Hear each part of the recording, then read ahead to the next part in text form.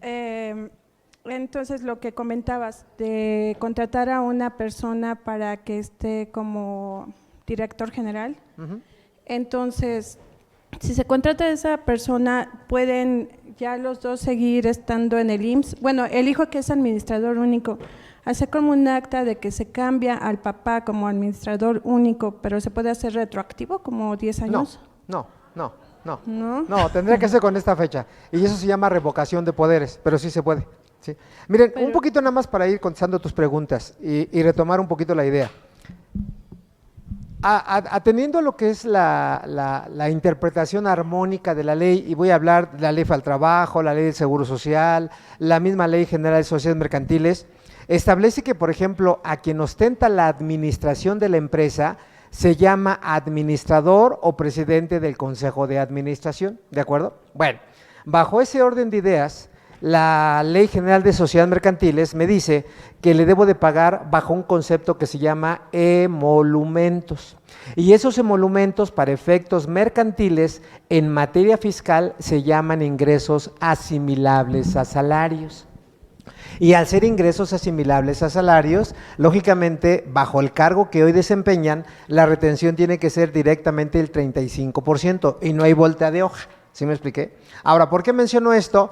Y darle un poquito otro escenario para que se pueda acreditar que estas personas tengan seguro social por operaciones realmente de los clientes, pero que alguien ostente ese cargo para que realmente se justifique, ¿de acuerdo? Pero tiene que ser con esta fecha, excepto que consigas un folio retroactivo con un notario que cuesta muy caro y solamente así, pero otra manera no la veo. ¿De acuerdo? Okay. Bueno. ¿Y sí podrían seguir estando en el IMSS? Si excepto el administrador único, sí. Ahora, véanlo propositivamente, vean. Regularmente las personas que están como socios y han tenido algunos años cotizando en el Seguro Social y hoy ostentan la administración de la empresa, mi sugerencia es darlos de alta en otra empresa o en la misma empresa, pero que no tengan el cargo, como trabajadores. Y por lo menos un año. ¿Cuál es mi comentario? Que si han dejado de cotizar el Seguro Social por un tiempo inclusive largo, con un año que lo den de alta, en automático se vuelven a reactivar sus semanas de cotización. Y ya que estén cerca de los 60 años, darse de baja y contratar la modalidad 40. Y al contratar la modalidad 40, de hecho nosotros brindamos ese servicio, les hacemos todo el estudio y podemos pagar inclusive más o menos 7,000 pesos al mes y les conseguimos una pensión entre 35 y 40 mil pesos al mes sin bronca en el Seguro Social, y la idea es un ganar-ganar. ¿Sí me expliqué? O sea, no estoy diciendo rotundamente que no se pueda, hay que ver cómo sí se puede, pero la conclusión sería, cargo de administrador o presidente, por el cargo que ostentan, no pueden ser trabajadores, tal, ¿sale? Bien, continúa. Ok, ellos mismos trabajan para la industria del vestido, entonces muchas veces no quieren factura los de la industria del vestido, entonces si tienen ingresos que no han declarado y con eso se han comprado terrenos y casas y demás, ¿no?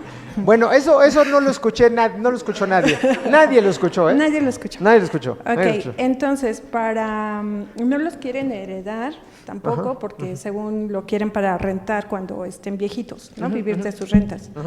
Entonces ahí no había ningún problema si nunca los venden. Bueno, vean lo que está diciendo, ¿eh? Bueno, lo dijo ella, no yo. Bueno, miren, ese es un problema realmente de que tenemos que ir controlando, porque el hecho de tener operaciones con el público en general, pues la idea es hacer una factura global, pero sí declararla, sí depositar el dinero, sí pagar el IVA, sí pagar impuesto a la renta. De lo contrario, lamentablemente estamos cayendo en una situación de riesgo. Y lamentablemente también estamos cayendo en una situación de operaciones vulnerables, porque si compramos bienes inmuebles y eso pasa ante notario público, el notario va a informarle al SAT ese tipo de operaciones. Y yo hoy por ejemplo, iba a meter esa lámina, pero dije, no, pues ya la conocen muchos, pero hay una lámina que regularmente utilizo en mis cursos cuando doy cursos inmobiliarios, allá en Puebla se da mucho eso, en donde desde el año 2015 el SAT está requiriendo a las personas que compran bienes inmuebles para que acrediten el origen del dinero. Y si no acreditan el origen del dinero, pues lamentablemente pueden caer en el supuesto de lavado de dinero. Y eso también es prisión, porque curiosamente también lo maneja la Ley Federal contra la Delincuencia Organizada. Entonces dicen, muchos caminos llegan a Roma, hoy muchos caminos llegan a delincuencia organizada. Ahora, en ese caso, bueno, es un hecho que ya los tienes. ¿Me explicó? Entonces, al ya tenerlos, sugerencia, hacer un fideicomiso, ¿de acuerdo? Donde tú sigas teniendo el dominio de los bienes y que ese fideicomiso administre tus bienes inmuebles, ¿de acuerdo? Y si tienes rentas, pues que el fideicomiso, en este caso la fiduciaria, cobre las rentas y pague los impuestos por ti. O sea, todo se puede hacer, pero yo creo que sería una contingencia dejar los terrenos en la persona física, que siga sin cobrar ingresos, porque ¿cómo puede acreditar el origen del recurso? ¿Me explicó? Y lógicamente mover esos inmuebles, porque si le llega el SAT, pues no se la va a acabar, no se la va a acabar. Pero bueno, ¿ahí terminamos o tenemos una más? La tercera. No, ya. Bueno, ese mismo administrador, bueno, si se contrata a una persona, ¿podría ser el comisario? Porque... No, el comisario es otra historia. Una cosa es el administrador y otra cosa es el comisario. Deben de existir los dos y tiene que hacer un informe del comisario y del informe del comisario se hace el informe del administrador, ¿de acuerdo? Y se establecen en el acta asamblea ordinaria y ahí se suben los dos informes. Sale. Sí, bien. Porque el comisario no sabe que es comisario. ¿No sabe? No. Cuidado, Mande. Iván. Nos determinaron un crédito fiscal. Sí. Porque en la empresa el administrador único le pagaban honorarios asimilables a salarios conforme a la tarifa. Ok. Y el SAT determinó que era en emolumentos a administradores. Al 35%. Correcto. Y lo que aplicamos fue el artículo 27 en la fracción séptima. Sí. Bueno, de que deben ser, de que lo podíamos hacer deducible, esas erogaciones, habiéndole ya retenido al contribuyente, bueno, a la persona física, y que él hacía en su declaración anual, enteraba sus retenciones y lo que le faltó pagar, ¿no? De impuestos. ¿Pero cuánto hacías deducible? ¿Todo? Ajá. Me parece que sí lo hicieron todo. Chécate algunos aspectos. Mira, primero, en materia de lo que son sueldos y salarios, capítulo 1 del título cuarto, ahí entran los salarios como tal y entran todos los ingresos asimilables a salarios, ¿de acuerdo? Bueno, de hecho, aprovechando el comercial. De hecho, la autoridad fiscal hace un par de semanas mandó un videochat en donde dice que hay errores comunes entre timbrar asimilables respecto a salarios. Y uno de los errores comunes es que en asimilables le están asignando un subsidio para el empleo, cosa que no aplica. Le están asignando un ingreso exento, cosa que no aplica. ¿Me explicó? Y finalmente está mal timbrado el CFDI. ¿Eso qué puede denotar? Que el asimilable como tal sea un concepto no deducible. Bueno, segundo comentario. En materia de salarios y asimilables a salarios, si bien es cierto la mecánica para que sean deducibles, la idea es retener y enterar. ¿Estamos de acuerdo? Sin embargo, en asimilables a salarios, cuando estamos hablando de la fracción tercera en particular, que son honorarios a miembros directivos de vigilancia, consultivos y demás, se tiene que retener la tasa del 35% directamente. Y la fracción novena del artículo 27, a lo mejor a eso te refieres, obviamente hay tres umbrales para saber hasta qué monto es deducible. Un umbral, que es lo que utilizamos de manera general, es que hasta el salario del trabajador de mayor jerarquía, pero que realmente no rebasa el 10% de las deducciones totales, entre otros. Bueno, a lo mejor ahí podríamos deducir algo adicional, pero la idea es no todo. ¿Me expliqué? Ahora, ¿y por qué menciono esto? Porque el reglamento de renta me dice que las retenciones de salario se pueden enterar a más tardar en la fecha que se presente la declaración anual, ¿de acuerdo? Pagando actualizaciones y recargos. Ahora, ¿cuál es mi sugerencia en este caso? Si ustedes retienen según tarifa cuando deben de aplicar el 35%, la ventaja es que siempre presenten declaración anual las personas físicas y reflejen un saldo a favor. ¿Por qué razón? Porque al reflejar un saldo a favor, el único perjuicio al SAT es pagar actualización de recargos, pero no el principal, toda vez que el impuesto se causa por ejercicios fiscales. Artículo 11 del Código Fiscal de la Federación. ¿Qué quiere decir? Que no retengas el 35%, pero adelántate, presenta el anual, ¿de acuerdo? Para efectos de que la autoridad no te finque un crédito. No sé si queda claro. ¿Sale? Bien, pregúntame, amigo. Échate la capela. Pero en el artículo 96 me dice que sí es la tasa máxima. Ah, sí, claro, desde luego que sí, desde luego que sí. Pero más adelante viene un salvo. Cuando sean trabajadores se retiene a tarifa del 96. A ver. Sí, sí lo dice ahí. Bueno, lo que pasa es que una persona física Ajá. puede tener ingresos por salarios y asimilables, ¿de Exacto. acuerdo? Pero ojo, si puede tener salarios por asimilables como parte del consejo de administración, pero no como administrador único, que quede claro, ¿eh? Ok. Porque si tú checas el artículo 96, me parece que es el cuarto párrafo, ahí sí de manera precisa dice que la retención mínima Sí. es el 35%. Salvo que, de hecho, sí lo A ver, dice. ubícalo para que lo leamos. Dice, tratándose de honorarios a miembros del consejo, directivos, de vigilancia, consultivos o de cualquier otro índole, así como de los honorarios administradores, comisarios y gerentes generales, la retención y entero a que se refiere este artículo no podrá ser inferior a la cantidad que resulte de aplicar la tasa máxima. Ok, 35%, hasta ahí vamos bien. Bueno, me Así salto. que, ajá. Salvo que exista, además de la relación de trabajo con el retenedor, en cuyo caso se procederá en términos del párrafo segundo de este artículo. Bueno, pero fíjense, Sí, salvo que salvo. exista relación laboral con el retenedor, ¿en qué caso sí puede existir relación laboral? Cuando eres consejero, cobras por asimilables y salarios y aparte eres trabajador, ahí sí aplica la salvedad. Pero si eres administrador único y tienes salario, ahí no aplica la salvedad porque no pueden configurarse. En una sola persona los das cargos. No sé si queda claro. Pero- Consistentes o equivocados, ¿de acuerdo? Pero bien. venga. Cualquiera menos el administrador. Ah, único. claro, mi amigo, claro, Ok. claro. Desde luego que sí, desde luego que sí. Es más, fíjate, yo te lo pongo en este contexto. Tú mencionabas, el papá y el hijo tienen los mismos poderes. Vamos a un caso extremo. Y en los dos tienen los poderes bajo escritura pública. ¿Me explicó? Entonces, por fórmula, ¿me explicó? A los dos les tendría que retener el 35%, según lo que acabas de leer, pero en la práctica, praxis, sustancia económica, ¿quién toma las decisiones, el papá o el hijo? El papá. Por lo tanto, aun y cuando tenga los poderes, el hijo es subordinado. Ahí está. Ahí está. Ahí está. ¿O no? En la práctica, ¿a quién obedece? ¿A quién obedeces? Pues al jefe. Sale, venga. Tú eres la jefa. Présenle un micrófono, por favor. ¿Ya arreglaste lo del estacionamiento, amigo? Eso. No, ¿cómo no? Búscalo.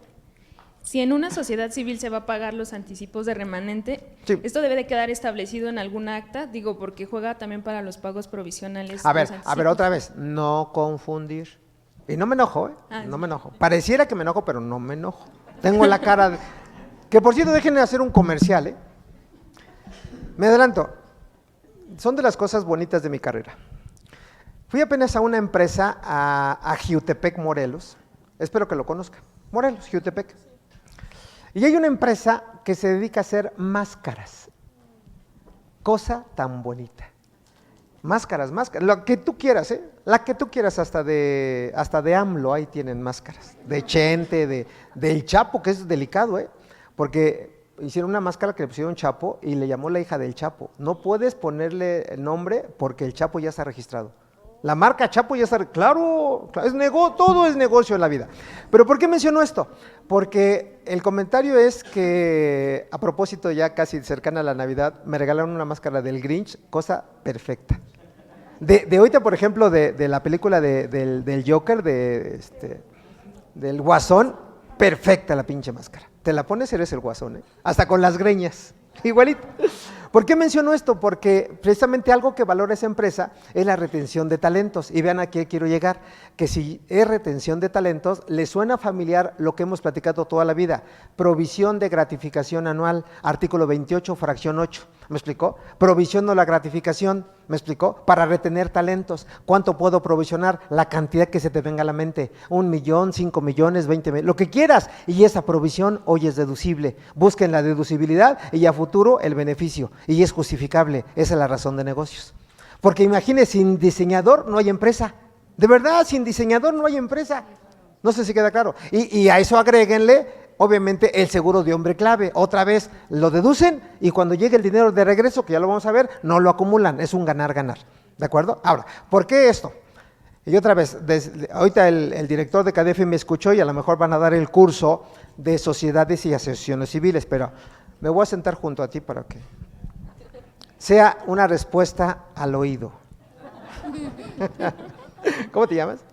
Monse, mira Monse, lo que decía, vas a pagar anticipos o rendimientos que sí son deducibles en los términos del 25 fracción 9, si son sociedades civiles y asociaciones civiles que tributan en el título 2. Y ahí retienes directamente según la tarifa, ¿de acuerdo? Que es sobre el ingreso que cobras o pagas, le aplicas directamente la tarifa y no aplicas el 35%, ¿de acuerdo? Y eso obviamente no tienes que tenerlo escrito en ningún lado, ¿de acuerdo? Es una forma de operar, ¿de acuerdo? Que de preferencia tiene que ser un contrato en materia civil que establezcan sus honorarios y se asimilan a salarios, ¿estamos de acuerdo? Bueno, sin embargo, si eres sociedad o asociación civil del título 3, ¿de acuerdo? Título 3, que persigan un bien social, cultural, etcétera, pues lógicamente ahí lo que estableces o pagas se llama remanente distribuible. Que alguien me preguntó, ¿y dónde ubicas el remanente distribuible? En el capítulo de otros ingresos, ¿me explicó? Y eso sí, establécenlo en los documentos llamados actas de asamblea, cuánto le vas a distribuir, porque eso es parecido al dividendo, ahí establece los porcentajes. ¿Vale? Pregunta. Sí, nada más sumando, contador. Por favor. Hay que tener en cuenta que el coeficiente de utilidad se va a incrementar con los anticipos o rendimientos de muy acuerdo buena a la Ley de Impuestos observación. sobre la renta, artículo 16, creo. O 10. Y vas muy bien, amigo. Le digo a mis alumnos, a mis chavos, pues lúcete, ya que quieres hablar, pues lúcete. Para terminar, ¿en qué artículo viene lo que dijo el contador? Que por cierto tiene reformas para el 2020, fíjense. Pues viene en el artículo 14, pagos provisionales de ICR, y me dice, efectivamente lo que dice el contador, que cuando tú pagues anticipos o rendimientos, ¿de acuerdo? Si bien es cierto, tiene un efecto, bueno, tiene un doble efecto, para efecto del coeficiente como tal, ¿de acuerdo? Y para efecto de disminuir los anticipos en el periodo del pago provisional, para efecto de que pagues un poquito menos de pagos provisionales. Es decir, en tu coeficiente aumenta el anticipo, te pega, pero ya en la mecánica del pago provisional disminuyes porque lo restas. ¿De acuerdo? De hecho, esto que acabo de mencionar viene en la fracción segunda del artículo 14. Y la reforma para este año se reforma la fracción primera que me dice que la PTU, ¿de acuerdo? Que antes venía Ley de Ingresos de la Federación como estímulo fiscal, se podía disminuir en pagos provisionales. Hoy se quita de la Ley de Ingresos y se baja a la Ley del Impuesto a la Renta. Digo, sumando el comentario perfecto. Pero bueno, muy bien, muy bien. ¿Algo más, jóvenes? No, bueno, fíjense, a ver, contadora. Está bien, la idea es disfruten su evento, pues ya pagaron, ya están acá. ¿O no, Omar? Es que cuando estamos en Acapulco, pues ya estamos allá, hoy sí no, hoy no, hoy por hoy no. Por favor. Una pregunta, ¿cómo sería la Juan. distribución? Bueno, sí, sí. Está bien, creo está que bien, sí. ¿Cómo sería la distribución o determinación para dividendos? Sí, sí. Bueno, persona moral, S.A. Ok. Ajá. de 2013 para atrás. Y de Con 2013 mucho gusto. para ¿Cómo te llamas? Flor. Flor, regálame una sonrisa, Flor. Es que sonríe muy bonito, muy bonito. Esa es la llave que abre cualquier puerta. Mi papá siempre ha dicho, mire hijo, cuando vayas a algún lado, siempre sonríe. Y eso te abre las puertas. Y de verdad, te abre las puertas. Pero bueno, te contesto, mira. Hoy venimos felices. Hoy venimos felices. Ya hasta se me fue la idea por chismoso. Ya. Dividendos 2013. Ok. En el año 2014, reforma Peña Nieto, ¿de acuerdo? Peña Nieto versus Gaviota. Se reforma el artículo 140, segundo párrafo de la Ley de Renta. Y me dice que a partir del 2014 tengo que llevar una CUFIN por aparte, ¿de acuerdo? ¿Y por qué por aparte? Porque a partir de ese año 2014, salud, la adición del segundo párrafo me dice que cuando decretes dividendos que provengan de la CUFIN, tienes que retener el 10% de impuestos sobre la renta, provengan o no provengan de la CUFIN. Y ese impuesto se llama definitivo. Yo lo retengo, persona moral, y lo entero. Y lamentablemente, ese impuesto retenido no se puede acreditar en tu declaración anual. Se pierde. Imagínate el empresario de los 172 millones del hermano incómodo que pague 17 millones de impuestos sobre la renta. Por eso en la declaración anual, si tú la has llenado, hay en la parte de datos, cifras al cierre del ejercicio, dice, dame la CUFIN al 31 de diciembre del 2013, ¿de acuerdo? Y anteriores, desde luego. Y dame la CUFIN a partir del 2014. ¿Qué quiere decir? Que si hoy decretas dividendos de la CUFIN 2013, ¿de acuerdo? No paga impuesto ni la persona moral ni la persona física. Y dependiendo del monto decretado, puedes tener inclusive por el efecto del acreditamiento un saldo a favor. Recuerden que la tarifa del artículo 152 llega hasta el 35%. ¿Me explicó? Entonces, ¿en qué momento no pagarías algo adicional? Cuando sean dividendos menores a 3 millones de pesos. Dividendos mayores a 3 millones, ya pagas el 32, el 34 y el 35. ¿Sí me expliqué? Pero en ese radica la diferencia por la reforma del 2014. Retención del 10%. ¿Me expliqué? Sí. Que inclusive, otro esquema reportable para el 2020 es decretar dividendos, ¿de acuerdo? Y dice, y no aplicar el segundo párrafo del 140. ¿Qué quiere decir? Que si tú quieres decretar dividendos y dice, se te olvidó retener, ¿me explicó? Pues lógicamente eso lo tiene que saber el SAT. Y bueno, y si le dices eso al SAT va a decir, pues me debes una lana de impuesto a la renta retenido. ¿Sí queda claro? Ok, bien. ¿Alguna otra pregunta de esto? Bueno, pues entremos a otro de los puntos importantes, porque esa es una bondad que a lo mejor en sus empresas tienen artistas, tienen futbolistas, tienen peleadores. Por ejemplo, ahorita, yo quería ver la pelea del Canelo, pero me ganó el sueño porque estaba programada a las 9, 9:30 y no salía 10, no salía casi 10:30 y no salía casi a las 11 de la noche. Y luego me enteré que ganó por nocaut en el 11º, ¿no? ¿Por qué menciono? ¿Saben cuánto se echó a la bolsa del señor? 35 millones de dólares. Nada más por la pelea, aparte de los patrocinios. Ahora, pregúntense, de verdad los invito, y si no, investíguenlo, ¿de dónde es residente? Que residente no quiere decir lo mismo que fuente de riqueza, que domicilio, que nacionalidad, que eso se llaman factores de vinculación. Que inclusive vean la bondad, lamentablemente para el año que entra ya no procede. No sé si han escuchado esquemas llamados esquemas híbridos, Omar. ¿Qué es un esquema híbrido? Cuando juegan con todo esto, con la intención de erosionar la base tributaria, la base imponible, en donde decían, yo por ejemplo pongo una sucursal en México, pero no se considera establecimiento permanente. Entonces, ¿cuál es el juego del esquema híbrido? Que la empresa que paga, ¿de acuerdo?, deduce lo que está pagando, llámese servicios, llámese mercancía y demás, y la empresa que factura no acumula, argumentando que no está obligado por la ley. Eso se llama esquemas híbridos. Para el próximo año desaparecen los esquemas híbridos. Entonces, ¿por qué menciono esto? Porque jugando con la residencia, y pongo el ejemplo del Canelo, ¿de acuerdo?, me conviene jugar, aunque siga operando en México. Pero ¿cuál es la idea? Que no esté más de 183 días en territorio nacional. Esa es la parte bonita. ¿Por qué razón? Porque si yo aplico el 154 de la ley de renta, me dice, hay que leerlo, me dice, se exceptúan del pago del impuesto. ¿Cómo entender esta palabrita? Que no pagan. Ahora, ¿hay monto establecido? No.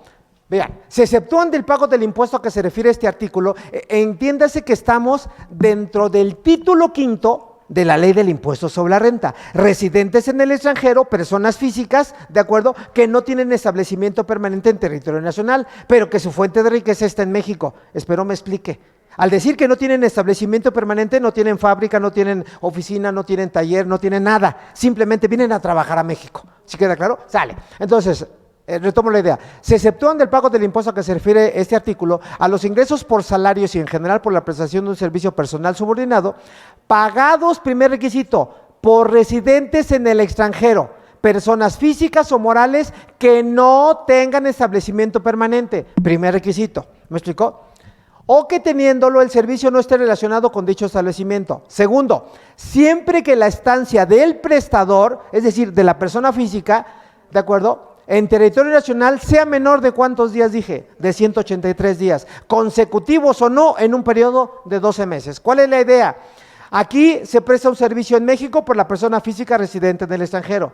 Residente quiere decir que para efectos fiscales, salud, no acumula el 100% de los ingresos en México. ¿A dónde los acumula? En su país de residencia. Pero puede ser nacional mexicano. Por lo tanto, residencia y nacionalidad no es lo mismo. ¿Sí vamos bien? Ok, sale. Segundo punto, obviamente la persona física está en México hasta 182 días, consecutivos o no, que quede claro, en un periodo de 12 meses, no en un ejercicio fiscal. Hoy viene a México, estamos en noviembre, ¿de acuerdo? Entonces, de noviembre a noviembre, ¿cuánto? 12 meses, ¿sale? Y que lo pague otro residente en el extranjero sin establecimiento permanente. Y todo lo que le pueda generar de ingresos acá, sorpresa, en México no paga un peso de impuesto. ¿Cuál es la idea? Canelo Álvarez. Llévense esa idea, jóvenes, de verdad llévense esa idea.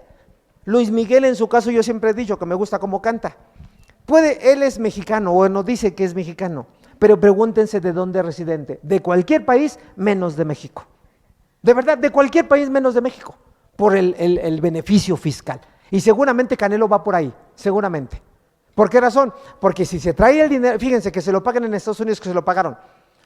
Al pagarle en Estados Unidos, paga impuesto, seguro. Y luego se lo trae a México, vuelve a pagar impuesto. Y eso se llama doble imposición. ¿De acuerdo? Y ahí puedo aplicar convenios para evitar la doble imposición o acreditar la residencia, y el impuesto pagado en el extranjero se puede acreditar en México, pero un porcentaje, no todo. Impuesto sobre la renta máximo acreditable, si lo han escuchado.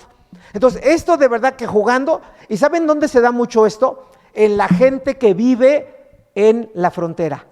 Tan sencillo, váyanse por ejemplo a Ciudad Juárez. ¿Cuál es la migración del Paso a Juárez y de Juárez a al Paso? Váyanse, por ejemplo, a Tijuana, ¿me explicó? De Tijuana a San Diego y de San Diego a Tijuana.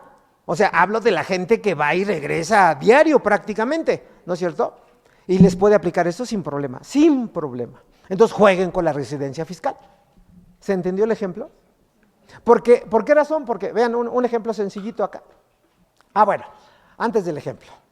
De verdad que yo hace poquito más de una hora antes de salir, le dije, yo conocí una persona que me ve en los cursos y me llamó.